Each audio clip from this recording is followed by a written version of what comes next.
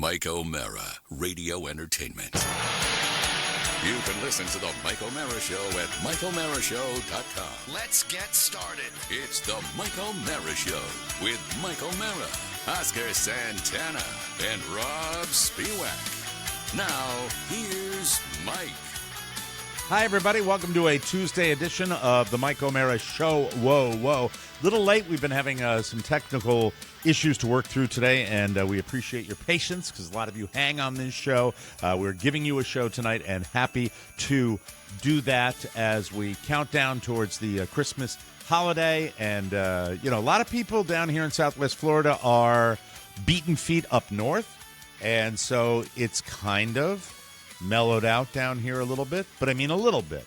And then they're all going to come back after the new year. Yeah, but I know you hate when they arrive. Is it like a nice holiday respite when they go? Not enough. We now, I guess if you follow the news, you know that the state of Florida is just filling up every day with people coming down to be down here. So I don't think we're moving into an area where it really doesn't matter. It's just it's busy here now all the time, as it was. It really wasn't a couple of years ago. So it's interesting, a little chilly, but I have become a true Floridian because I was outside today, and to me, the temperature said 64 degrees. Now, if you say that to somebody in Cleveland, they're going to laugh their asses off, and they're going to say to you, well, that's something, you incredible wimp. But to me, I had 3 layers on.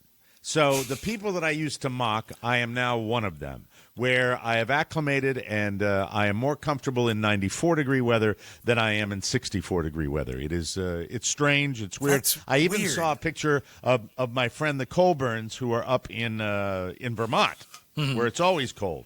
And I said, oh, my God, that must be horrible.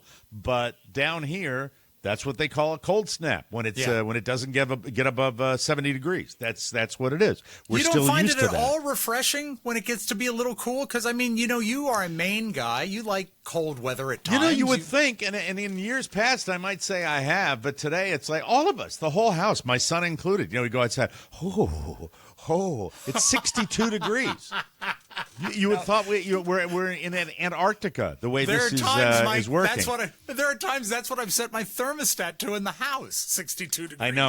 I know. Well, you like to keep it cold, but I have to say to our good friends Mark and Eve Miller, who had a wonderful social event yesterday afternoon, and I emphasize afternoon. I think we got over there around 2 o'clock. Okay. 1:45, 2 o'clock in the afternoon.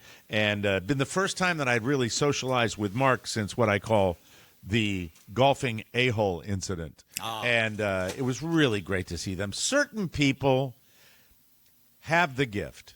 They have the gift of putting out an invite and just people showing up. And it was just jam-packed with adults and kids and booze and food, and it was just me hanging out with the 40-something-year-olds, and I was completely comfortable with that. Did you know a lot of the people that were there? I never do. I mean, they come and they go. I recognize casually. When you go to a party once a year, it's difficult to do that. His neighborhood, which is right next to my neighborhood, is a little more of a kid-friendly family neighborhood. Okay. My neighborhood right now, and I'm not exaggerating. Mike, do you still have the kid catcher in your neighborhood? Child catcher, there we are. Child catcher. It has gone from some older folk to you now take a peek to see if the person walking with the older person is a child, a daughter, a son, a grandchild, or perhaps just, as we saw yesterday, a caregiver. Oh, yes. And God love these people. They now stay in their homes a little longer, and it's great. But my street, even within my neighborhood, my street, I have Olden Street and Youngin Street. And I happen to be, even though there are a few kids on this street, not enough to really matter. But there is Olden Street where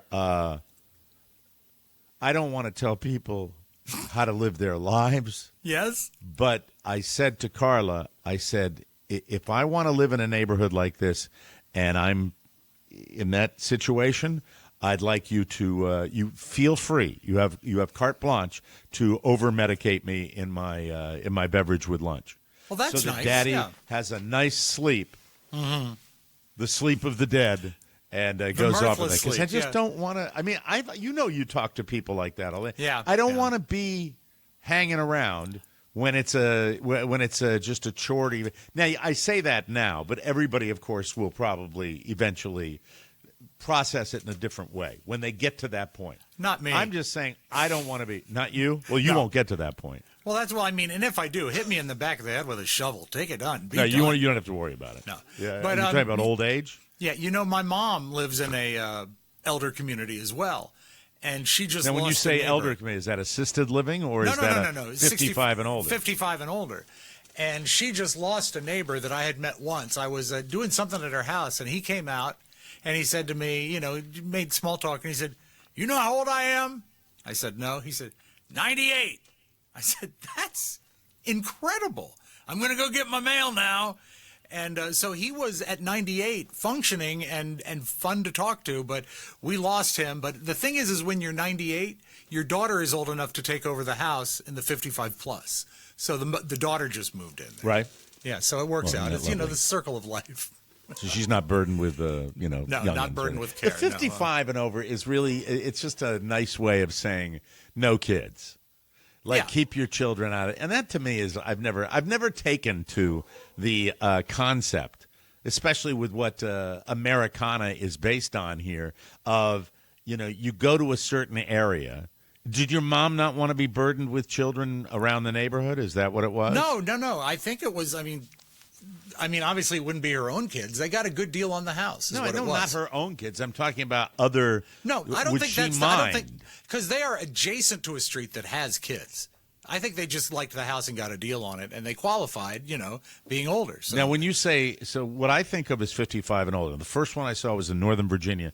Right. That 55 is like you go in. There's a guard there that has carte blanche to gun down any children that come into the neighborhood. She has no guard. No guard in her neighborhood. So there's no, you said adjacent to the street? Then is it really a 55 and over community? Yeah, and then the next courtyard over is just regular houses. But her street is do the streets connect? No, there is a street that connects them, but no, they're not. They don't connect. So it's you her just house. said, this is how you answer that. You just said there is a street that connects them, but no, they don't connect. Well, no, you understand that's very difficult to understand what you just said. I thought you were asking is, are they on the same street? No, you said there's a street, one street over that has They are connected kids. by streets, yeah. And well, then how can they call it a 55 and over community? That's what they do. There is her row of houses. That's what they do. They can't call, if it's a 55 and over community, it's a 55 and over community. Her housing is 55 Come on, fellas, you're losing your heads. No, I'm not what? losing my head. Her housing, they have their street with a row of townhomes. And then across the street, there's another row of townhomes facing them. Is there a sign? There is no sign. I think it's just the policy is of those houses. Is it really 55 and over, Rob, or are That's you just... what she, yes, it or is, do you absolutely. just want it to be 55 and over? Why would I want it to be that? If it's a 55 and over community, you have a community. You don't have a street next door that connects is not kids. They're either kids in there or there are not kids in there. Maybe what I should say, it's a 55 or older area because the houses, there's no separation. So it's not specifically, there are plenty of places that say 55 and over. Okay, well, this house, they had to be 55 or older to buy it. That's what I know. Even though, yeah, it's true. Even though there's one street over has kids? Yeah. Mm-hmm. You know what? So are the kids I'll drill forbidden? down on her. No, I don't know that they're. I mean, like my children were allowed to visit her without any danger, but I don't think. Well, I don't know the real rules of that, but I know. I think there was a guy that I played golf with years ago that was like 38 or 42. Yeah, and he he was dating an older woman. Yes, and he moved in. and he loved it because it was cheaper. Yeah. And because there's money involved, I think, in some cases. But not, you have the different, well, I don't know what the hell's going on at your mom's I'll place. find out. I will find out because I know that to get that house, they had to be 55 or older. That's what I know. I don't think that's true. I don't think it's a very, you know what, Mike? Maybe it's just a poorly organized 55 and over community where they don't sweat the details. Just think of the logic. Because speaking of, I'm talking to the king of sweating details here. Think of the logic of it. You are required to be 55 or older to buy a home. Right.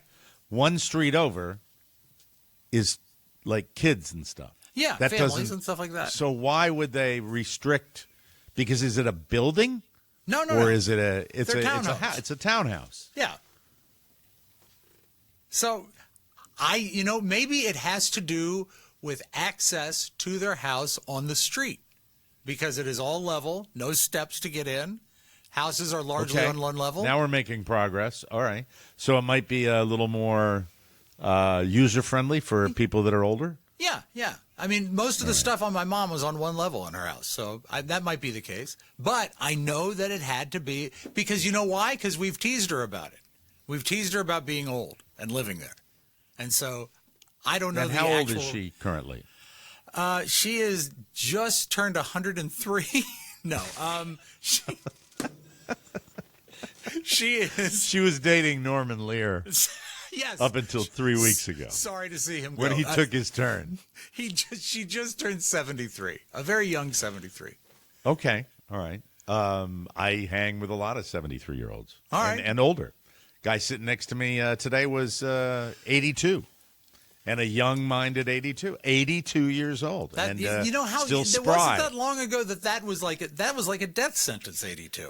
It's different. It's a different world it is. have now. Look, well, you'll have to figure it out because I mean, my concept. I don't know them myself that much, but my concept was that it was a whole neighborhood that would be that way, and kids were not, Do you suppose welcomed in the neighborhood? You can't have kids in a 55 and older community. So, if you have this community with the fence and the gate and everything, do you think it's more about keeping the young out, or is it keeping the old people in? It's keeping the young out.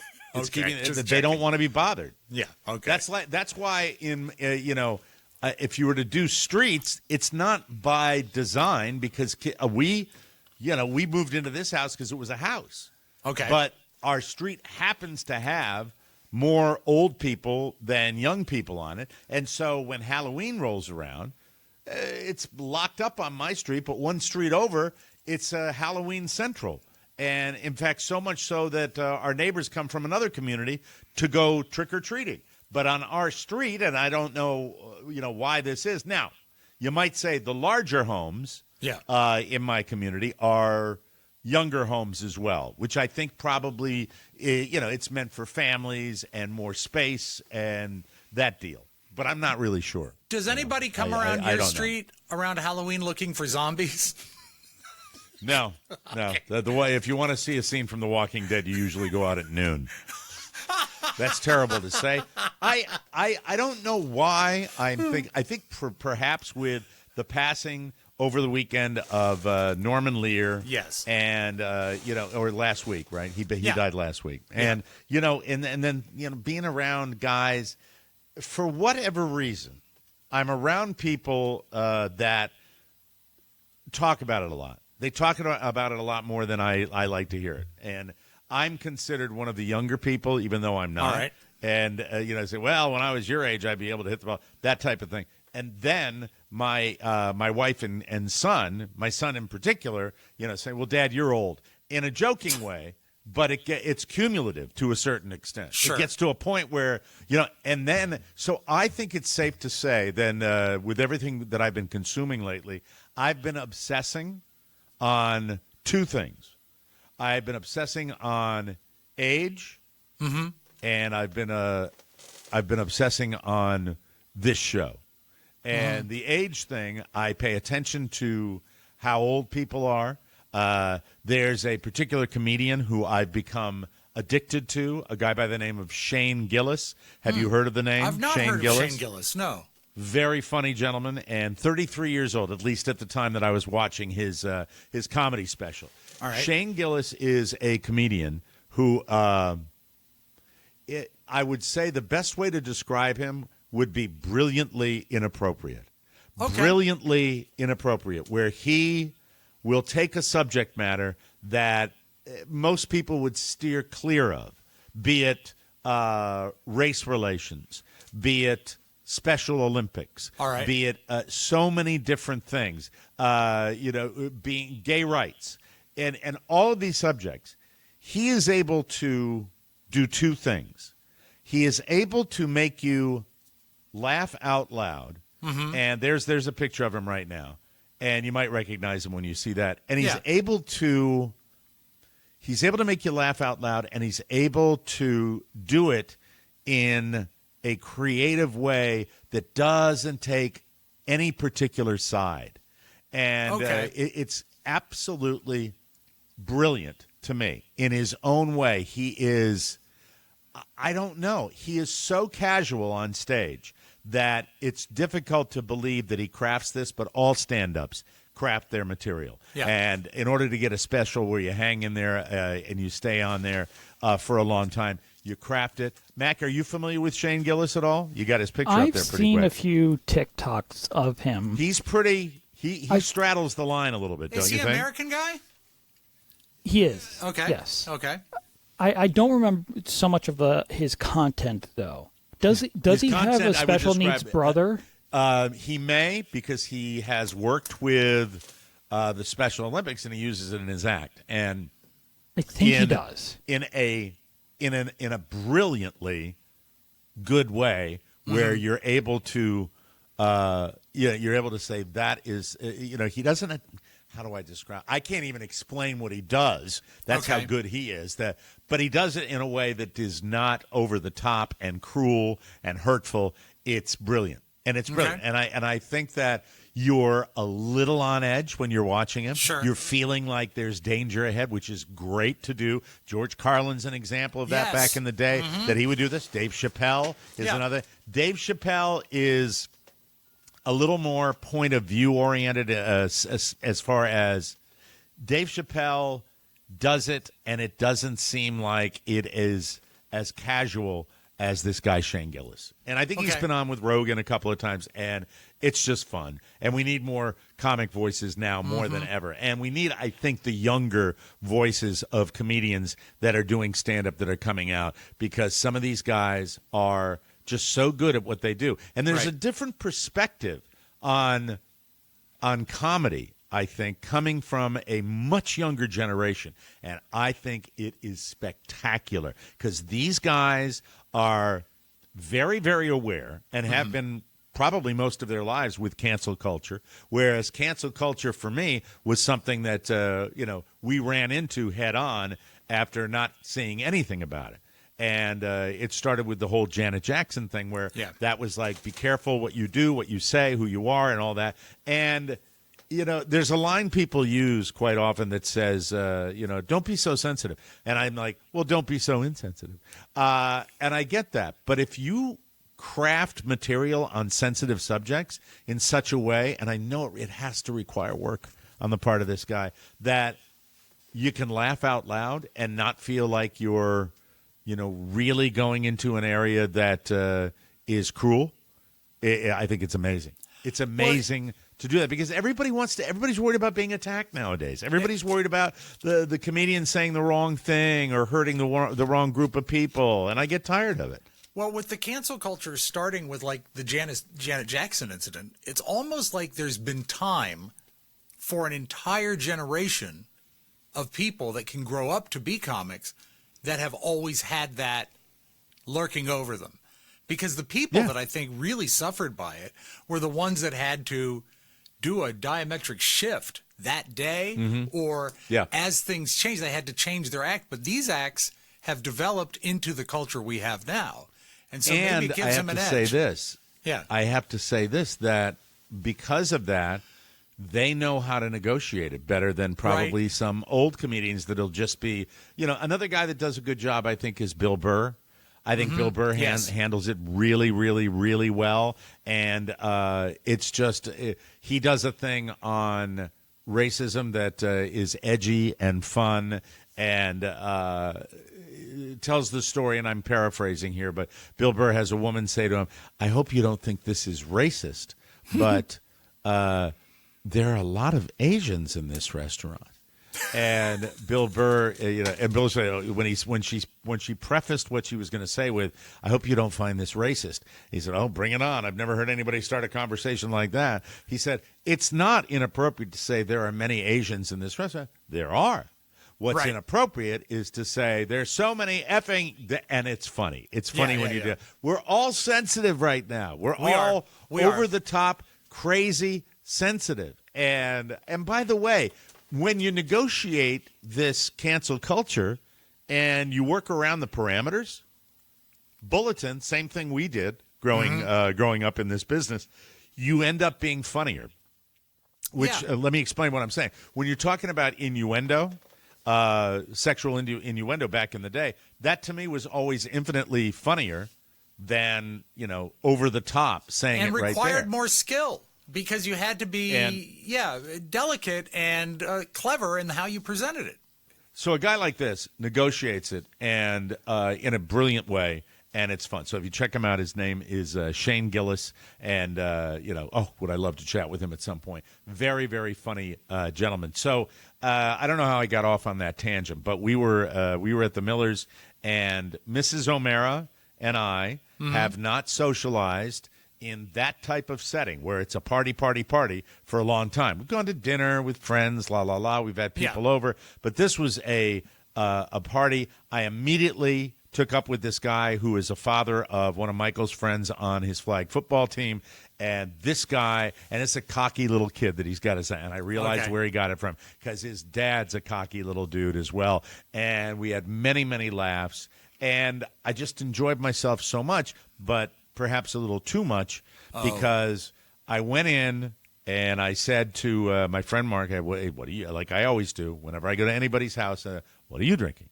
I'll have that. And it happened to be the classic cocktail. You might have seen this in some of the really upscale restaurants in big cities. Yes. Vodka and Fresca.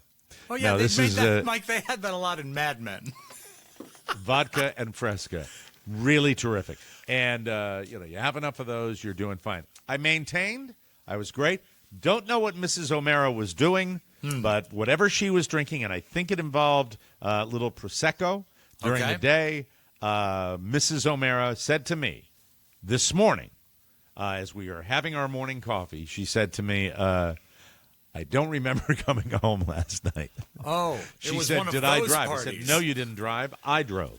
I drove. It was one neighborhood next door. It was all of 100 yards to get to the other entrance. And she had a very, very good time. And I will tell you that it's always nice because when that happens, and Carla didn't do anything untoward or act in any obnoxious way, but I relish the opportunity to be over the top and saying, you were wonderful. You were delightful. You just, and because then the next time I do something bad, I'll say, I never give you a hard time about you having one too many. That's the way it is. But it was a lot of young people. And do you find it your social circle has stayed the same, diminished, or expanded since you went off the juice? It stayed the same. It's still very small. Okay. I mean, I was trying to think. But there's a certain group that gets together and it's roar time, right? Well, it used to be, yeah, but it's not anymore. No, I mean, not you. I'm not talking about you. I'm talking about everybody else. Yeah, sure. I was thinking about the last time we gave a party. I guess it was Julia's graduation, and we had a good attendance, and there was some good drinking going on. Yeah, I was very happy with it. I thought that was good, and my grandfather used to say he quit smoking right after the war, and that. To the day he died, he loved the smell of a cigarette because he missed it. Well, I like to see people drinking and having a good time. So it doesn't. I think a lot of people would say, were there a lot of smokers at Julia's party? No, there was no smoke. I was just using that as an analogy. Oh, okay. All right. I was just curious if everybody was sparking up, Well, just pot. Any weed? Everyone loves any pot. weed? Okay. No. But, I like to see people do that. Yeah. Mm-hmm. When I think back in my day, I remember driving up to Maine in the back of a station wagon without any car seats or anything. We're like 8, 7. Yeah. Well, my sister's like 7 and I'm a baby. And then my sister's like 13 and I'm an 8-year-old. And we're in the back of the car, no car seats, bouncing around going, are we there yet? Well, my parents have the windows rolled up smoking Kent cigarettes as we, bounce around. And it was Was it a rear-facing third row? Those are really safe on a station wagon. No, the rear-facing. My cousins had the rear-facing third row. I think they did. That was a big-ass, like, Chevy that they had with that. And that would be I think that was a GM thing. Yeah. Where the back of the station wagon had that third row right against the back of the station wagon. Mm-hmm. And that's it. Is that Mac? I believe that could be Dan O'Brien. Is that Dan Let O'Brien? me go tell him to stop what he's doing. What's it? No, this is fun. No, let him do it. Let him do it. What was it? Was that Dan O'Brien? Yeah, yes. He's shutting He's down getting the ready studio. to shut down the studio. So and he's probably going to turn off the lights. Can you turn those back on, Dan? He turned them off. And tell him to lean into the camera and smile for us. Please. Can he hear? Can anybody hear anything in the studio right now? No. Dan. Not unless he put his headphones on. All right. There you go. He's Look turning at the that. lights back on. Tell Dan to lean in so we can see his face. I want to see his face. Give me 1 sec. Okay. Mac is literally like 5 feet away from him right now. Yeah, But it's He's in the other room. doors and glass and all Yeah, that. to open The up my soundproof door glass. and everything. Give me a sec. Yeah, he's ready to get out of there, Mike. Herculean task. He's Yeah, well, that's why powering we're down. taping later on in the day. That's Yeah. the way that went down. Do you remember that in a Volkswagen Beetle or Bug there was like almost like a storage container behind the back seat, small, but because they didn't really have a trunk, and I remember being stuck in that with my cousin Wes. There he is. Hi, Dan. Hi. Bye. Oh, this is end of day, Dan. Look at that. Yeah, He End can't of see day. you, unfortunately. He can't Actually, see you know me? what? I can get the TV on. Give me a No, second. no, not worth it. Not worth all the effort. Don't worry. Just tell him thank you. Give him a thank you. Send him on his way. Send him home. Okay. Will do. End of the day. End of the business day. Yeah. Good job. Nice Bye. to see everybody at Podville burning the midnight oil. Are you listening? Dan, nod your head if you're listening to me right now. I think he is. I don't know. Okay. Yeah, you can he hear me, is. Dan? Good. He can hear All right. you. Thank you, Dan. Thank you. Have a safe drive home. I didn't mean to interrupt. I'm so sorry. I That's didn't quite all realize right. that y'all. That's all right. We Sorry just about noticed you in the upper right-hand corner. Boy, are you in Hopefully- trouble, Dan. Mac, this will be on boy. the final post, too, right? We'll see him. Of course it will. Thanks so much. Sorry, guys. Weird dad. That's okay. Bye, Dad. Hey, have a great day. Let's move on. Let's move on. Frig is going on? Oh, my God. What a day. We should just send him a script. So car safety used to be different, and cigarettes. The one in thing cars. about those seats, if I'm not explaining it properly, you're talking about where the tailgate of the station wagon shut. Yes. The kid's knees would be up against that. So if you were rear-ended in any way, you've got crushed baby. Yeah. I mean, right there when that happened. It was to make it even better, Mike, it was a fold-up rear seat. So it was it was just, you would be, Flimsy. you know what? It would be, Mike, it would be the crumple zone. Right. And the Oh, child absolutely. was in it, Like yeah. if you were hit by any kind of if you were hit by a dually, Good night, nurse. Yeah. it would be splatter patter. Horrible thought. Hey, as far as the Millers, though, A-plus party. Let me tell you, when you walk in and you see the chow, like with labels on it as far as what they have, and you see all these hors d'oeuvres and a little bit of potluck. People brought things. Carla brought a really cool cutting tool for dicing food and preparing things, doing food prep, because Mark is a big chef, so he likes doing that. But there was so much good stuff. And Anything spring to mind as your favorite, food-wise? as far as the food, there's Yeah. a dude that, and I couldn't believe the guy, 40-something. He was he was a young-looking 40 too, and he had a dad bod already though, and he made bruschetta that was just about the best I've ever had, and so it was eating, drinking, and unfortunately, when you are dealing with what I deal with that wonderful stuff that I take to lose weight, the tirzepatide gets you where if you go in and you really fast, you hit the wall really quickly. So I was a little overzealous in getting all of the food, and then by the time when you're done, you're done. Your tummy, your brain, everything else tells you you are done. But the Millers know how to do it. They know how to put it out. There were kids crawling all over the place from a variety of ages, all the way from older teenagers right down to babies in people's arms. They had a water slide out and back. They had a pool in back of their house. The kids were splashing around in the pool. They're throwing beach balls around. The dads are watching football. He's got 2 TV screens on the wall where we're watching football. There are dads drinking beer. Then they switch to the hard stuff. He's making an old-fashioned in the corner. I'm drinking vodka and Fresca. We're watching all the ball games, and life was good. And it makes me realize that I am truly not a skilled social person. I would love to be able to throw. I don't think that, well, maybe in the day, I had some good ones back in Manassas, back in the day. I had some pretty good shindigs, but this was just a daytime party, and day partying is the best partying for me in my life right now, and just wanted to give them a thumbs up. As far as the incident, we are laughing about it now, and I realize that Mark was feeling good at the end of this party. Good for him. He's doing a morning show down here in Fort Myers. He has to get up at 3:45 to go out to the casino because the local bad place, the local casino down here, the Immokalee Seminole Casino, is debuting their roulette and crap tables today. So he was there because they've got they're going to have they have already have blackjack, but they were adding roulette and craps to the equation. Wow, as someone, Mike, in your career, you've done a lot of remote broadcasts. Even in the morning hours, you would do remote broadcasts. I'd be thrilled to do a broadcast at a casino. Nothing would make me the happier. only thing that would make it work are the people that were still there. You know? Yes.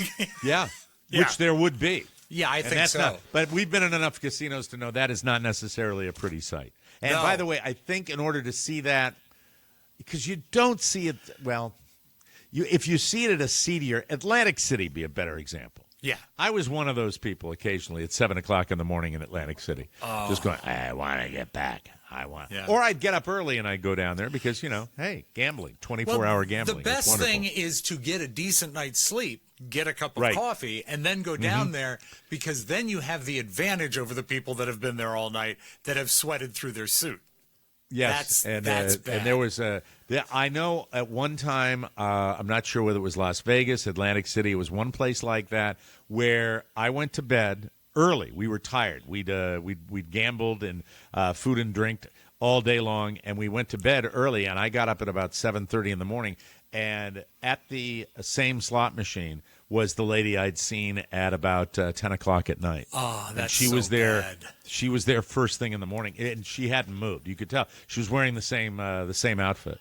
Oh. It smelled really, really nice, I bet. too. That Atlantic City smell? I saddled up to the machine right next to it.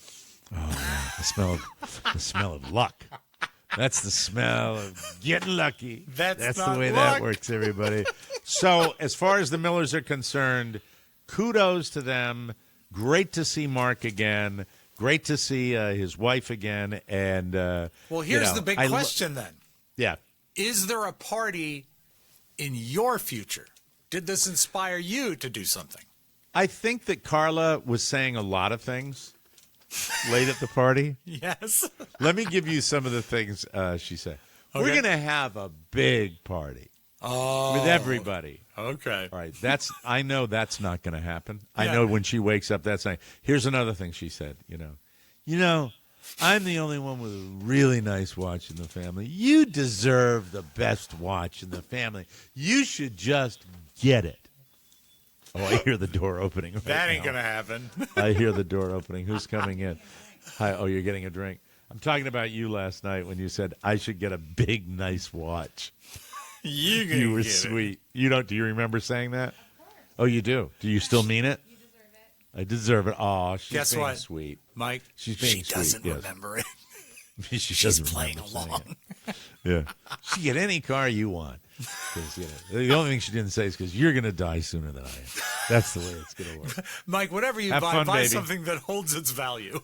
Yeah, absolutely. For when you die. So, Listen, we got to take a break. We will come back with the round table and more fun and more thrills on the Mike O'Mara Show.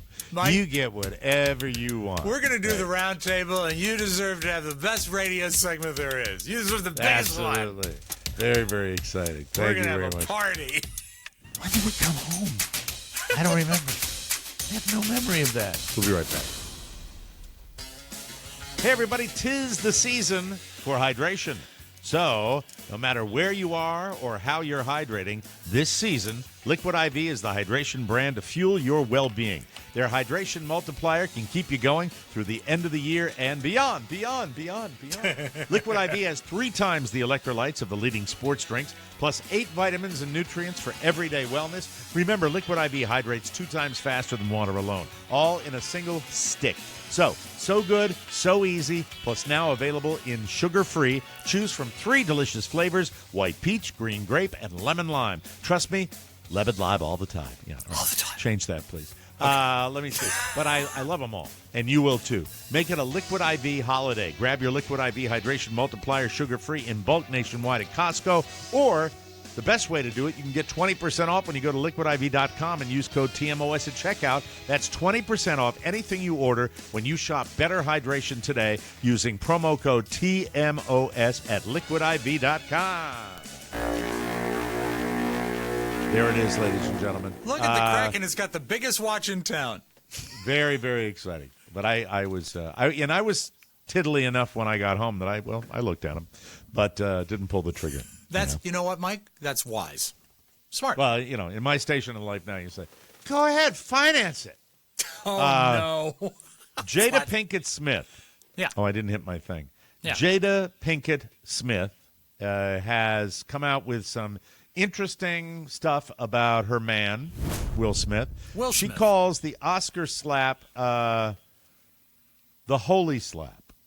She calls it the holy slap because, quote, so many positive things came after it. The most positive of all, it saved their marriage, she says. She says, quote, that moment of the crap hitting the fan is when you see where you really are. Quote, after all those years trying to figure out if I would leave Will's side, it took that slap for me to see I will never leave him. Who knows where our relationship would be if that hadn't happened.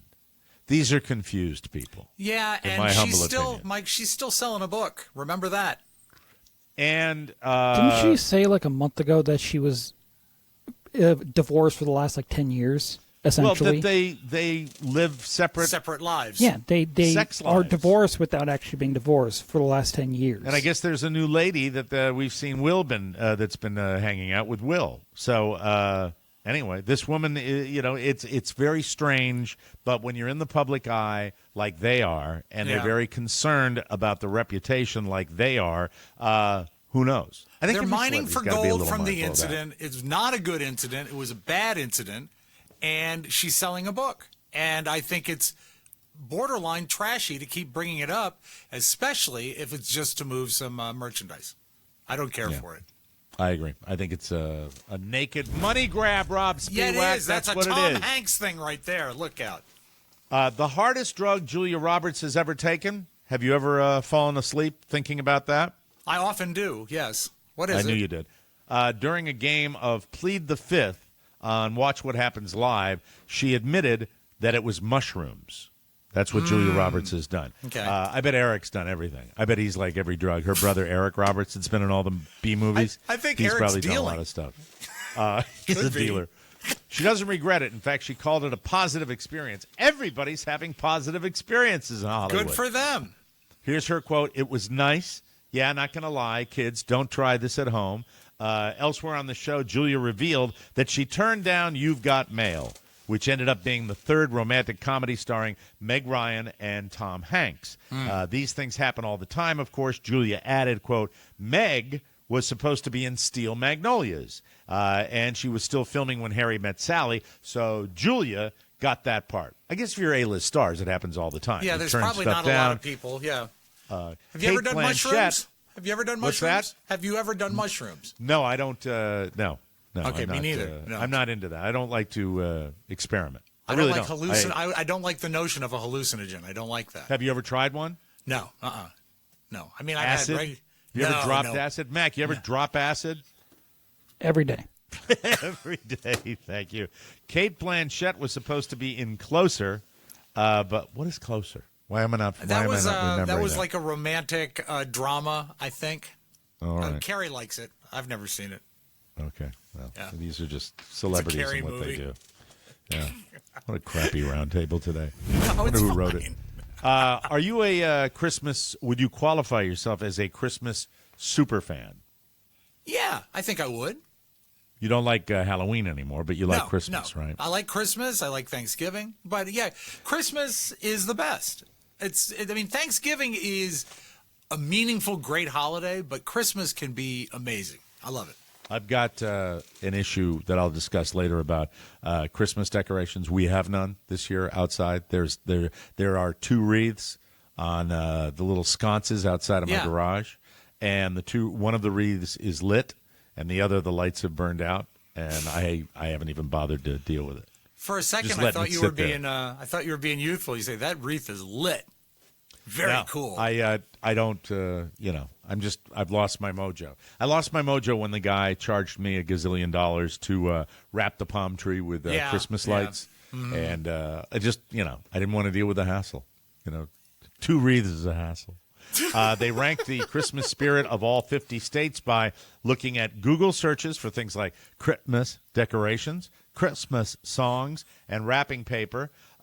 West Virginia is the most festive state in America for the 2nd year in a row. West Virginia! Look at this. I'm wearing the colors today. There you go. Yeah. West Virginia. It ranked first in searches for songs, decorations, wrapping paper, ornaments, and terms like Santa Claus, Christmas Eve, and Rudolph. And there are parts of West Virginia that probably have a nice little coating of snow on the ground right now. The main reason they're buying wrapping paper in West Virginia, though, is to line the inside of the walls because, snow's coming to the shack. You got to warm it up. Warm it up. The insulation properties. Idaho has the 2nd most Christmas spirit, followed by Utah. A lot of the Midwest representing, a lot of the western states, I should say. Utah, Nebraska, New Hampshire, Missouri. I like saying it that way. I know. Where are you from? Missouri. Wisconsin, Kansas, Kentucky, and Montana.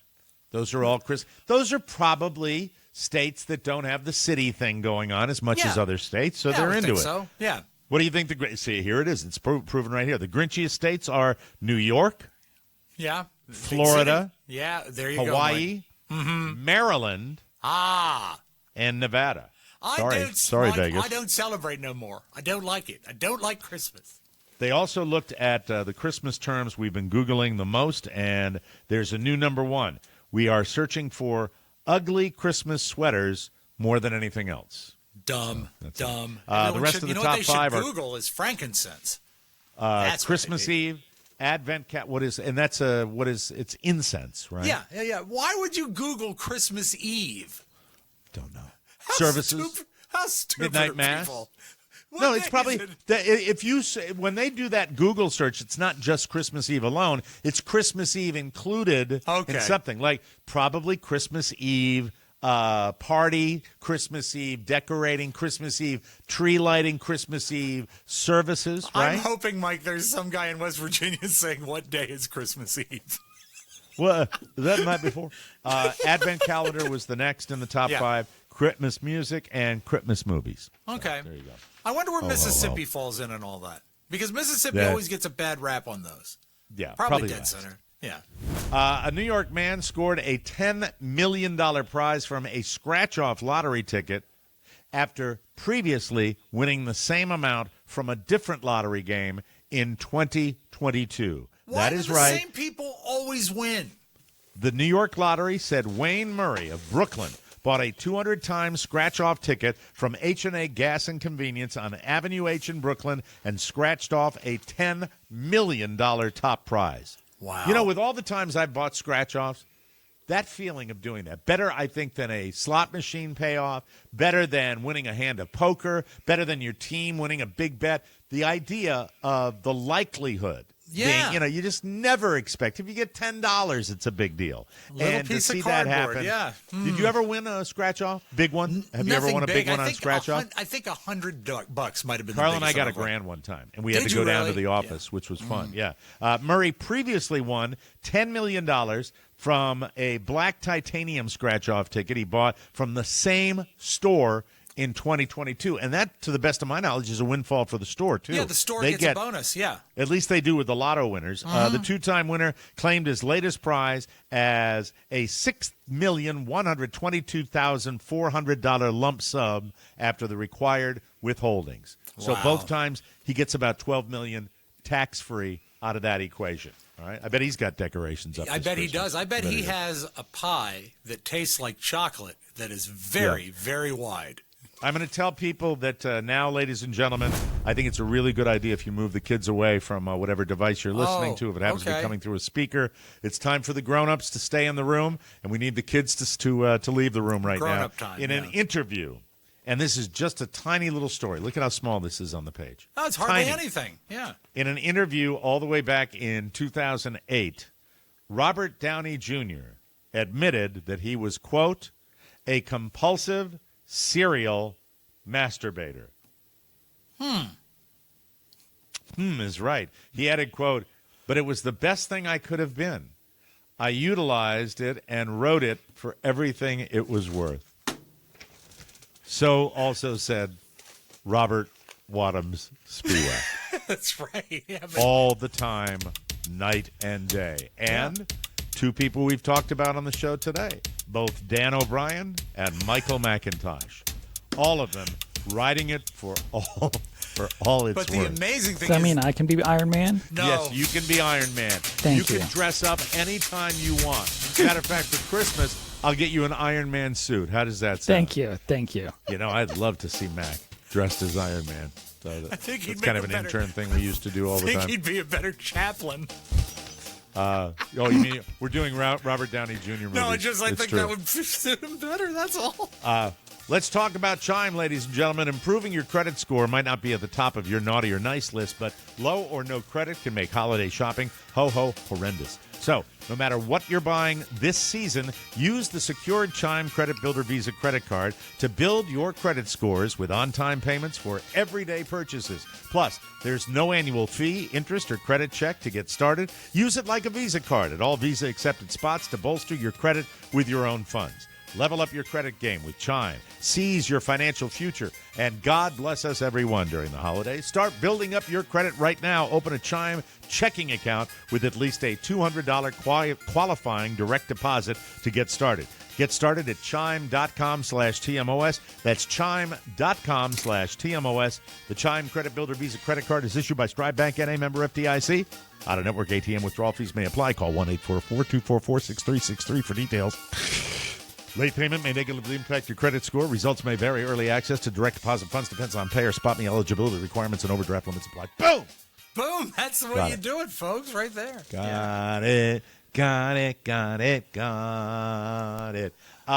Okay, what to talk about here? I'm torn between two subjects. All right. Because I really, really want to talk about Mac going to the movies, but I don't think that'll be that interesting. Mac, will it be that interesting? Be honest. Yes. Okay, what does that mean? That's as enthusiastic as he gets. Yes. He got All very right, tell excited. me about your Yeah. movie. Yeah. Tell me So about your movie. the movie I saw this weekend Yeah. was called Godzilla -1. Why is it Stream- -1? Because it's kind of going back to its roots Okay. of being set. It was made in Japan. Yes, I know. with And fully you're in Japanese love with cast. Japan. You're still studying Japanese, aren't you? But yes, Have you learned any but- new words in Japanese? I haven't learned anything new in a little bit. What's a little bit? How many months? A couple months. So you haven't been studying? Not as of late. Okay. Is there a I'm on Japanese little bit of word break. for Godzilla? Yes. The original name is Gojira. Gogeta. I don't Which want I to do that. I'll think- get in trouble. See, that's the thing. I'm not like that Shane Gillis who can work around things. Right. You know. Yeah. Yeah, Well, I think it means like gorilla elephant, something like that. Is what the original it's like mashing of those two words together. All right. But this is kind of going back to its roots, where it's set post World War II. Is it a Okay. Japanese production? Yes. Ooh. So this was this an This is- obscure release where you had to go to a certain theater to find it? No. Okay. It was supposed to be just a quick run in America, All right. but because of its success, it's extending it. But I found it at AMC Tyson's Corner. Did you go with your buddy, your movie I buddy? did. Yes. Okay. And did And he enjoy it? He did. Okay. We both were astounded by this movie. Astounded? Astounded. Astounded? Wow. When it was done, did it you had clap? such an impact. When it was done, did you two clasp hands and jump in circles? How did No, you? but the audience clapped. Oh, they Gave clapped. like an ovation. Yeah. I hate people clapping at movies. Why? It's just weird. It's I weird, like but if you see applause at the end of a movie, you know that collectively the people in that theater have had the kind of experience where they want to put their hands together. That usually means it's something Yeah. really, really special. But I'm curious to know why you were astounded at this film. Because there have been a few Godzilla movies that have released as of as of late, and they have essentially been giant CG monster fights. Yes, that's what I would think of any Godzilla And- picture.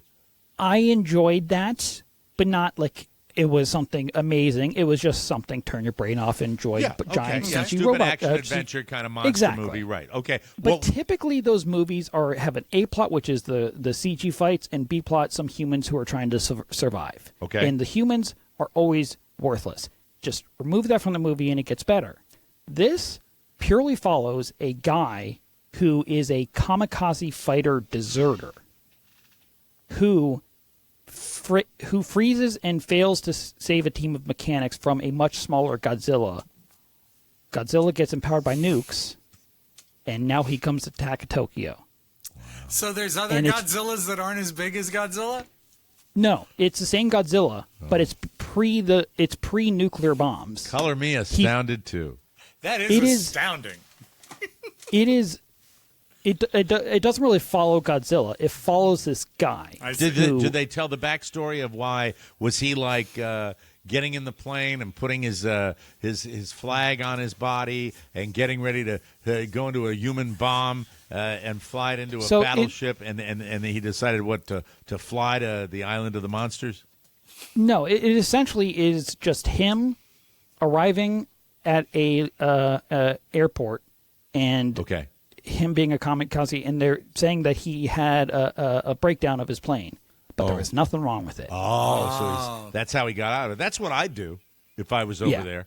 I wouldn't want to, I wouldn't want to die for the emperor. I bet, but those guys did. The cult of personality. We have it in America now too. I won't go into the details, but that's pretty cool that that he does this, and then he's like the catalyst. He's the dramatic filled catalyst with of the film. guilt. With guilt, Sure, yeah. Because this is like the most dishonorable thing you can ever do in Japan at that time. Okay. If you are set to be a kamikaze pilot, if you leave, your entire family Is dishonored. Is basically dishonored, and when he goes home, Tokyo is completely destroyed. Right. Because of World War II. and But then- he feels guilty. Yes. Okay. Yes, and he's just racked with guilt throughout the entire movie, and then now they have to deal with. First, they had to deal with nuclear bombs. Now they have to deal with. I have to be this honest. monster. So everything you're saying, it's fascinating. And it's a good recap of everything. I'm trying to find out where the astounding part is. I can't really say anything without giving anything away. Oh God! It's just it's a not a Godzilla CG movie. monster fight. It is a story. You can give anything away for a Godzilla movie. It's fine. No, No, because he this has doesn't a want to. story. Don't make this has him. this has a beautiful story. How about yeah. how about the special effects? Are they credible? Because I've always found of all the monsters that I've ever seen on cinema, whether it be ye modern or olden timey, Godzilla is the fakiest. Yeah, typically it was rubber suits, but Do you have a picture of the? Can you find I a can get picture it, of yes. the Yeah. I can get a current couple pictures. Godzilla? Or Yes, the one I can from do the Godzilla -1? That Yes. sounds like Godzilla going out to a singles bar. you yeah, it's a know? weird name. What are you having for dinner? I'm going to have the veal parmesan, but I'm -1 tonight, so I'll be dining solo. I And had a that's teacher Godzilla that talking. if you misbehave, she would say -1 because she'd take a point off your grade. And so it was Do you know what Michael's -1. Spanish teacher is doing now? What? She penalizes the kids if they say bro. Really? Michael was complaining about it. I said, I'm going to shake her hand. Dad! I said, I'm going to pull the car over into the parking lot and walk in and thank her for doing that. Your Spanish teacher's all right with me, bruh. There's got to be a Spanish version of bruh they could use. No, right? it's yeah, but I mean, it's just, I think that she's trying to make them focus on the intricacies of language. Yes. Not that slang crap that we have. Oh, there it is. There he is.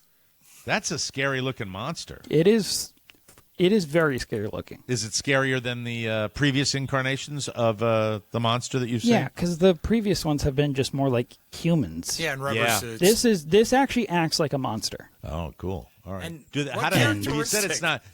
What? I was going to say, what does a monster act like, Mac? You said he acted like a monster. It's very slow and just crawls along. I have to ask you this question. You said it's not over CGI'd, so is that monster CGI though? This monster is CGI, but he's in very little of the movie. Okay, and it's not overdone like it is It's with not so like many movies. it's not. Yeah, it's not. It is very slightly done. Has anybody seen the recent car crash videos where they're doing? It's almost like test drives of cars going into like abutments and stuff. And I realized halfway through watching this that it's actually CGI. Have you seen any of that, Mac? No, you must have felt so cheated. It was, because you see it's like this otherworldly floating, curving hood that dislodges. Oh, look at that. There it is. There's the monster. That's nasty looking right there. Can you find us a picture of Godzilla when he was little? Maybe. I don't think it was really shown in trailers, so it wouldn't really be online. Just out of curiosity, not that I'll ever spend the time, but how much? What's the running time on this? About how long was the movie? It's about 2 hours, an hour and a half, 2 hours. Well, that's a big half hour you're leaving out there. Yeah. Is it I an hour don't and a half, really. or I is never it 2 look. I never really because look at the you're runtime. engaged. You're captivated by it. Oh yeah, Astounding. this was probably the best movie I've seen this year. How many orange hoodies do you give it? If out of 5, 6. You give 6. Wow, you you have given, love you it. are Is giving this a- a it is a- passionate rave. It is a perfect monster movie. Really, Perfect. and a great storyline too. Yes. Is there any like? See, when I think of a great monster movie or a great, there's a difference between monster movies and horror movies. Would you agree? True. Yes. But even in the monster movies, I like to have a little carnage with my monsters. Is there any carnage in this movie? Yes. Like All good right, more carnage? than- Like really good Japanese style carnage too, where like an arm gets bitten off and then sprays blood all over the place? No. Oh. He tosses some people around, but it's a lot of people are probably going to perish if you see this movie. Perish. Are there any You jump are scares such a in it? dork. Hold on. No, Hold on. no. Let me Okay. finish my line of questioning All right. because I'm really the original Jurassic Park.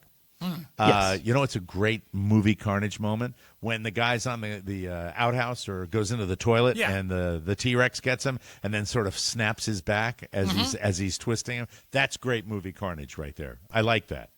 Also, go ahead. He's far too big to do something like that. So he couldn't do that. He would the guy would be like it'd would be like just be- eating like a human being eating a raisin. Yeah. Yeah. Astounding. Correct. He's just destroying the city. Okay. Essentially. All right, I get it. Can you That's cool. estimate the height of Godzilla when he got big? Do they do it any way? Like, is he next to a building? Is there any way to put him into perspective? He was next to buildings. He was probably about 20 to 30 stories. Mac, I love, and I am not now. I'm not busting your chops. I mean LUV, love talking to you about movies.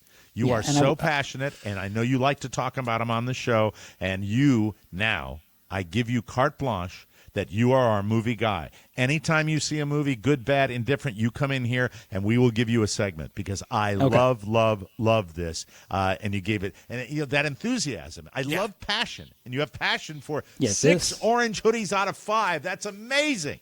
It blew it off the scale. I, as a little capper, I will say, when I was watching this movie, I cried about 3 or 4 times. You were emotional during this movie. It is an emotional movie. It is a scary movie. It is an awesome movie in the fact that I was awestruck throughout this movie. It is a great movie. Wow. That's amazing. Wow. Did you? Who do you relate the most to in this film? Usually, in order to get emotional, something triggers something in you. Who triggered you in this movie? Was it the monster or the Yes, pilot? It's the monster. Oh, is it the monster? No. Well, no, because look, Frankenstein, it's King Kong, the monsters get they get sympathetic in the end. Yeah, sometimes. that's why you root for them a little bit. I won't say what happens in the end, but I didn't really find much sympathy with anyone because it's such a different time and place. So it's very little to see myself in for any of the characters. If you got emotional during this movie, and I don't want to give a spoiler alert, is there any small chance that Godzilla made it into one game, dressed for one game for Notre Dame at the end of the season? No, Okay. no, I'm sorry. he That's did my not. Rudy reference. We have to take a break. Thank you, Mac. That was fun. No problem. I like that. That's the best thing I could have gone to right there. Yeah. As a matter of fact, Mac, you've turned my day around. You have turned my day around. But you've turned my frown upside down. My technical problems frown has turned upside down. We will take a little break, and Rob put down what we will look back on fondly. Yes. It's strange, but we'll deal with this when we come back on the Mike O'Mara Show. Whoa.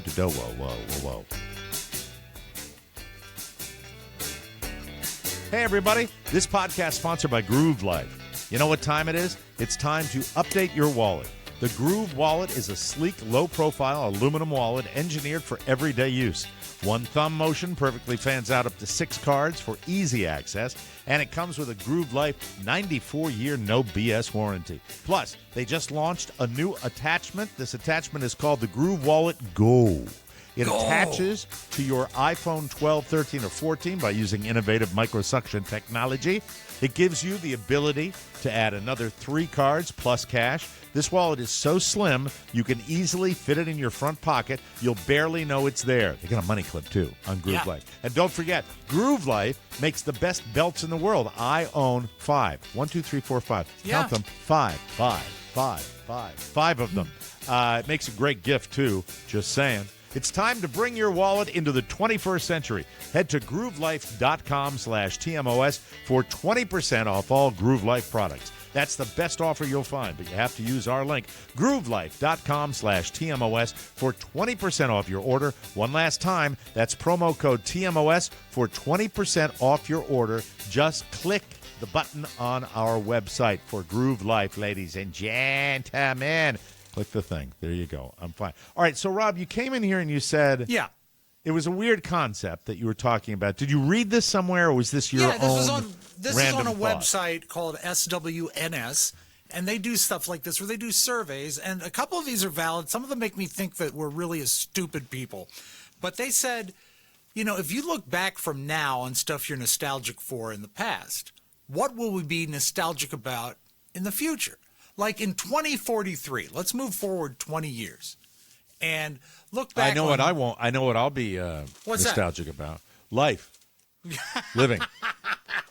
No. I won't have anything to be nostalgic about. All right, 2043, I will be. And you will be. No, I'll be 80. Maybe I'll be like the age of one of the guys I play golf with today. So nostalgic, what I would look back on. Are you asking, or does it tell us? Well, I can give you a list, and you can tell me whether or not you agree. It says here that all right, lay it on me. The number one answer, 52%, says that 20 years from now, we'll be nostalgic for our smartphones.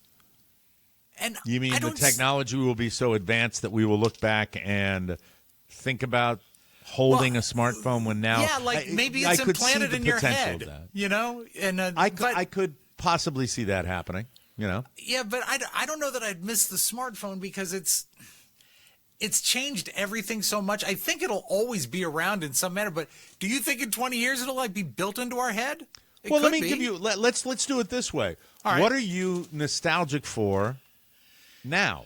What are you? What is something you look back on? A thing, an item that you might be nostalgic. I am nostalgic for network television to a certain extent because television used to be a shared experience. That's a good one. Go to school or go to work. Now I'm going to jump on the bandwagon with that one because I remember everybody sits around and watches the big show, right? At the same time. I guess the only thing we have now is football that does that, That's I it. guess. That's it. Otherwise, it's fragmented with that. That is a great one to be nostalgic for. Network television, where we used to gather around. I remember it, and my mom and my sister had their shows. The whole family had their shows, and it was different. Everybody now has their nose in their own devices. That's it, all the time. Yeah. Carla is never without her phone. She is never without her phone, ever. When we're watching television, doing anything, having a conversation. If we get past the fact that the smartphone is what they're always got their nose at, maybe we won't be nostalgic for smartphones. Because I am not nostalgic. I am nostalgic for. Can you be nostalgic for less people? Does that make any sense? Sure.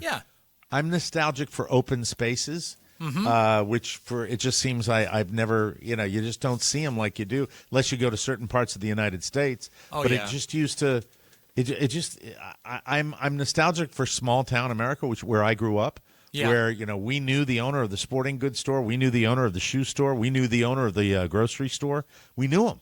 In my hometown. I came from that small a town where we do that. I'm tremendously nostalgic for that. Anytime I get a taste of that, I love it. Yeah, that is. All right, give me some more that are the modern ones that we might be nostalgic This is for. a dumb one. People say they're going to be nostalgic for trending music on TikTok. No, bullshit. Okay, that's somebody in a room making it up, not paying any attention. You Absolutely. mustn't use that language. Oh, sorry about that. Don't leave it in. Who cares? Some people say they'll be nostalgic for bootcut jeans with flares, but this is flawed because that has gone in and out of style for the past 50 years. Bell bottoms have gone in and out of style forever. And number 6 here, 15% will be nostalgic for virtual reality. Well, I don't know if because Michael wants one for Christmas. We had one last year that he doesn't use that was given to me. I almost threw up when I put it on. Yeah, I can't do this stuff. much like the Guardians of the Galaxy ride. Yeah, messes with your Motion equilibrium, sickness. right? Yeah. You are my friend. Happy holidays. Get on the ride. Happy holidays. Vomit on my side. No, but VR. Yeah, maybe when there's something better. I love that. Yeah, go ahead. I was going to say, what could be better, though? I mean, the technology could improve, but nothing that could, replace it. Unless, again, it's like a mental you mean VR? implant. What could improve? Yeah. Everything could improve with VR. Everything. That's the type of technology it is, where it'll be improving. It's like television, and it's like stereo. It's like anything where that's audio, visual, or, it's like, look at pictures of old television shows. Yeah, I guess, but what I'm saying is... You couldn't see the guy. It looks like you when I'm looking at you when we're recording a podcast. But, Mike, what I'm saying is, would you be nostalgic for the way VR is now? Because it's not that great. Probably not, because I'm not in that. Give me another one. All right. Actually, the next portion of the list is something that I really found fascinating. What are people currently missing right now? What do you miss from, say, 20 years ago? That list I'd like to hear, because it might jog something in me. Okay. In general, the most common answer was their teen and tween years. People miss being between the age of 11 and 20. That is so horribly generic. But doesn't it sort of go back to your small saying, town thing? do you miss being young? That's stupid. That's shit. That's not worthy of discussion. It's vanilla ice cream. Don't need it. All right. How about the fashion, slang, and famous actors from your heyday? Do you miss them? Well, everybody does. Everybody misses the famous, but the nice thing about surfing YouTube, it's why I spend so much time on it. And it was so great. I forgot to tell you about this at the party. I'm talking to a guy that knew all my old Rickles clips, and he was a 40, really? like an early 40s guy, and he's talking about Rickles with Glenn Campbell, and he's talking about Don Rickles doing this and that, and I was just I fell in love with him. I really, really did. And but I didn't fall in love with him enough to remember his first name. That's alcohol for you. That's the way okay. that. That's okay. But you know what? It makes me happy that someone younger is into Rickles. That means he lives on. I pine for the days of those people that have gone before. I pine for the old David Letterman show. Larry Bud Melman. I've been doing deep dives on Letterman, and it's so much fun to watch the old clips. And absence makes the heart grow fonder. And True. with Dave, God, you see the evolution of Dave too. When in the early days at NBC, when Dave was just a stammering, kind-hearted Midwestern folksy Yahoo guy, and he gradually evolves into this curmudgeon-y old man, and it's fun to watch the transition. And it really he is. sort of came back from that after his surgery, and I bit. think he went out as sort of the perfect Letterman. He was a I little think so. curmudgeonly. Yeah, he was really good towards the end. He was. Remember that time where we were all kind of down on him because he got a little too curmudgeon-y during the middle of it? I agree. That's true. Yeah. By decade, the TV shows that people are most nostalgic for. From now, what would you say from the 80s would be the top show people miss? Oh, this is hard for me to do the decades thing on also, that. you All right, weren't watching a 80s. lot of TV in the 80s because you were out. I would say that in the 80s, I would say this aged pretty well, this show, though. Would NYPD Blue be one that was? That would have been more 90s. Really? Yeah, because that was 80s. on when I was with you. 80s, yeah. This is a sitcom. Cheers. That's exactly right. The number one Thank show you. that people miss is Cheers. 1990s, I don't think you're going to guess this, so I'll tell you. Who is really missing Baywatch? I'm not missing Baywatch. Are you? I mean, that's the show that they say for I the didn't 90s. watch Baywatch because I just didn't watch Baywatch. But the idea of seeing clips of Baywatch and Pamela Anderson and running on the beach with boobies bouncing, that's who doesn't miss that? And speaking of boobies bouncing, Mike, the show that people miss from the 2000s is Breaking Bad. The 2000s Breaking Bad was, I remember going not against the grain, but not jumping on that bandwagon soon enough and then binging it. And that was one of the first bingeable releases. Yes. And enjoying every single minute of that and bingeable. And by the way, not enough bingeable television anymore. We're not getting enough of it. They're all monetizing it now, and I guess they have no choice but to do that. But I love bingeable television. I like to, if I love something, I want to knock them all out. Carla could care less. She loves the one night, one series. One episode per night. I tell you where I really love feel it. I really feel it on that chemistry show. What is it? The kitchen Lessons in Chemistry. Lessons in Chemistry. It kills me that there's not more than one episode available a week because I love that show. Maybe on tomorrow's show we can discuss Lessons in Chemistry because Hollywood, God love them, they need to stop forcing issues into every episode. Lessons in Chemistry, one of the worst offenders of that. Just, I can only have a show dedicated to one group being oppressed, not 10. Yeah. It just doesn't work for me. Okay, we have time for one more before we have to break. Yeah, we should break, Mike. Actually, that's the end of the list. Okay, very good. Thank you. That's it. We will take a break. When we come back, it's the flip side and more fun and more thrills. And just remember, if you want to go see a movie this weekend, it's Godzilla -1. It brought Michael McIntosh 2 tears. We'll be right back. With Multiple more. times. Multiple times. Thank you, Matt. We'll be right back, everybody. Hey, everybody. The holidays have always been ground zero for weight gain. It doesn't have to be that way. How would you like to lose 21% of your weight? I've lost over 65 pounds, and I'm excited to share with you that DermGlowSkin.com is now your one-stop shop for finally getting control of your weight problem. All you have to do is click the weight loss button at DermGlowSkin.com. It's that easy. You take a quiz, and you see if you'll qualify.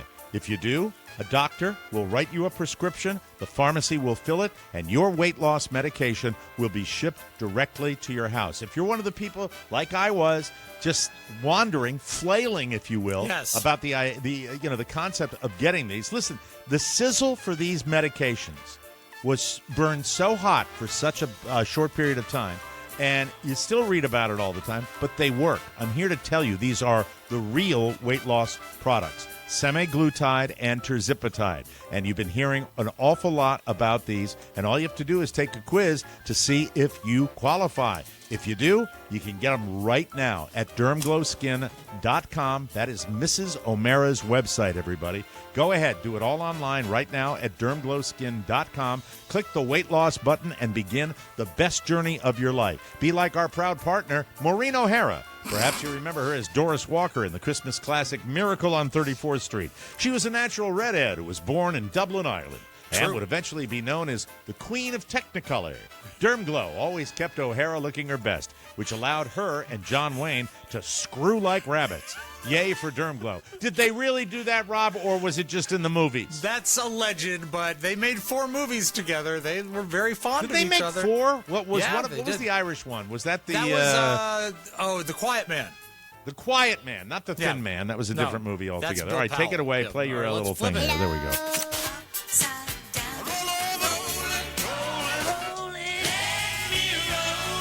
The flip side. I don't normally tease spots, but tomorrow I have the most amazing fact in the Dermglow spot that will make me Very exciting. very, pleased for you to hear very it. exciting. And look for more videos that I'll be doing for Dermglow on your favorite social media locations, ladies and gentlemen. Mike, I know that today has been a day. Do you think that a good parody record would change your mood?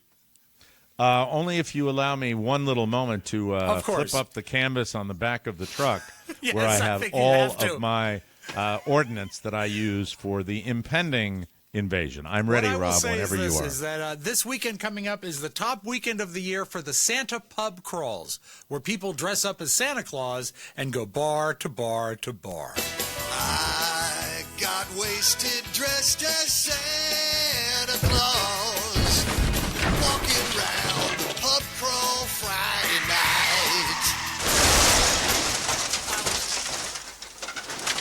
Took him out in one shot. Yep, they caught the depot on fire. How about one more? I just don't. Please I really make didn't sure. know. Take that. There you go. I like the metal bar that it falls I do. down. I I liked like it that so very much. much. I'm going to blow it up again. Here it comes. Mike, There we go. I would Thank say one of the tropes of a Hollywood. Oh, I'm sorry. What? Oh, that's all right. It keeps going. One of the tropes of Hollywood movies when a cop is pursuing a criminal, sometimes the cop will steal or take a bicycle to pursue the cop, to pursue on foot, right? The guy runs and the cop grabs a yeah, like in bicycle. a Charlie Chaplin movie, maybe. Well, yeah, but I mean, you see it in movies, and you wouldn't think that would actually happen, and it wouldn't be caught by a body cam, but that did happen, just like in a movie. Borrow your bike. Let me borrow your bike. Watch a quick-thinking cop in the UK commandeer a bicycle to chase down a suspected drug dealer. The Northamptonshire officer arrived after a call about a suspected drug deal going down. The suspect fled on a bike through a park where the cop's car couldn't go, so like something out of a movie, he commandeered a bicycle from a passerby and gave chase across the grass and into the street where he intercepted the suspect, crashing into him and taking him down. Police say the man was carrying cash and illegal drugs and was arrested. The cop later returned the borrowed bike and thanked the owner. Wouldn't have caught him without your help. I wouldn't have Really caught him. appreciate that, all right. I wouldn't have caught A him cop without with your help. no I just wheels want to had to say, use- it's, I got the bloke at the corner of 5th Street and 6th Street. I love no, the the fact corner that he of this. actually knocked him down with the bike. The bike was Very used cool. as a weapon. Very cool. Very, very, very cool. And, of course, in the United States, there are plenty of officers that actually ride their own bikes. Go ahead, Rob. Like, are you don't need to thinking say of anything. Ocean It's not City? necessary. Okay. What? Are you thinking of Ocean City? No, I wasn't, but that's right. Mike, Samsung builds a fine washing machine, I'm sure. But this is a gentleman, and I didn't realize that people would keep their washer and dryer in the garage. But this fellow bought a Samsung washer, and it was in his garage, and it blew up. And that's not so great. I would have to say, nice work, Samsung. Washing machine just exploded and blew up. And it was all caught on Reggie Braswell's garage security camera. Glass all up there by the front door, and glass was everywhere. You can see his Samsung top loader mangled in pieces, the top blown off. I'm just thankful no one was out there. We weren't out there. Reggie documented the damage to his dryer, Reggie. garage wall, and outlets, plus car. Cracked the lens right there, and Reggie cleaned up his garage and says since the washing machine was in pieces, took it to the curb. I set it outside, and a recycle guy already picked it up. He called Samsung to report the issue. Lady told me that, oh, well, since you don't have the washer no more, we can't do anything for you. That's Reggie started doing some research online and says that's when he learned the Samsung top loader was actually part of a massive recall in 2016. This recall issued after our investigation exposing the issue. ABC 11, the first to show you this Holly Springs Thank you, woman's Mac. machine Thank you, after it Mac. exploded. I was surprised that You know, Amanda I have would... to tell you, we've had the discussion about the refrigerators, have we Yes. not? Mm-hmm. I have one steps away from me in the garage out here, Right. because it's the backup now. But you know, when you're making televisions and then phones and then maybe too much, maybe a little too much, bit off more than they could chew, so to speak. Are you surprised as I am that a man who was filmed in front of a large American flag would buy a foreign-built washing machine? I'm Because very, he did have very a huge flag surprised at behind that. him, yeah. Do we have much of a choice, though? I mean, even your American brands like what? Maytag? Would those be, I think Whirlpool? Whirlpool is still built in the United States. That's why I bought the refrigerator for them. Because you know what? Even if they run for a little while, you can't get parts at all. LG is You the worst recommended about it. the Whirlpool to me years ago, and I'm here to tell you it is a rock star. It is a rock star. It is really. It was a beautiful recommendation, and I'm It's a sure wonderful Consumer thing. Reports has the same info on it. I love that product. I really do. I love it, too. This one, stay in the garage on a 98-degree day. Ha ha ha. Samsung. Does it work good in the garage? It does. I mean, does it keep it steep up? Absolutely. Because sometimes they have trouble in the garage, so it's good that it does that. Doing well. Our let me see. Our But then electric again, bill you have a climate-controlled garage, so there you go. now I do, but back in Yes. the day, our electric bill was $10,400 a month. Mike, let's close with this. Saturday Night Yes. Live had a weird episode this week. Normally, you can count on the opening sketch, the cold open, being brilliant, and then sometimes the show falls apart. This was one of the worst opening sketches I've ever seen, but the show turned out great. And I thought it was really quite excellent. And this is from Weekend Update. I don't know if you know this. Nick Cannon has a lot of kids. What's the matter? Nothing. You're holding up a I'm finger. Just pointing at my finger. Oh, No, I thought you go were ahead. telling me to take a beat. Nope. Nick Cannon has a lot of kids, and just so you know, that's true. Nick Cannon revealed that he spends up to $200,000 every year taking all 12 of his children to Disneyland. That's how bad condoms feel. That's true. Take that to the bank, and Mike, There you that's go. all I have for you today. Hey, we got to take a break. We're taping late at night on Monday night, ladies and gentlemen. Michael, come here for a second. Guess what we're doing tonight together? There you go. He's all dressed for it. There we go. There he is. Go Big Blue. Woo! Go Big Blue. Okay, rah. That's it. We got to get out of here. We'll be back tomorrow with a brand new episode. You want to say anything to everybody? Goodbye, duties. There you go. Get out of here. I'll be with you in closing. just a second so we get the pregame warm-up. For Robb Spiewak, Oscar Santana, and Mike Movies McIntosh, Mike O'Mara saying so long, everybody. Bye-bye. Want more? Make sure you check out the Mike O'Mara Bonus Show. Get it at MikeO'MaraShow.com. Ciao, ciao. Mike O'Mara, Radio Entertainment.